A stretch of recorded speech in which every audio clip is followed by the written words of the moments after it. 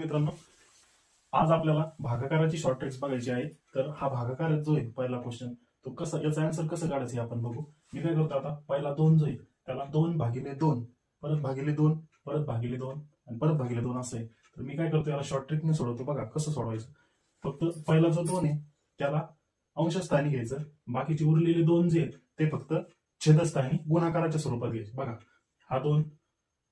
हा 2 घेतला मी, गुणिले परत याला 2, हा गुणिले परत याला 2. बघा 2/2 गुणिले 2 गुणिले 2 म्हणजे पहिला 2 अंशस्थानी घ्या, नंतरचे उरलेले 3 हे छेदस्थानी गुणाकाराच्या स्वरूपात घ्या. म्हणजे उत्तर कसं येईल बघा, 2/3 टाइम्स 2 चं मल्टिप्लिकेशन म्हणजे 2/8 येईल. बरोबर, म्हणजे 2 म्हणजे याचं उत्तर आलं 1/4.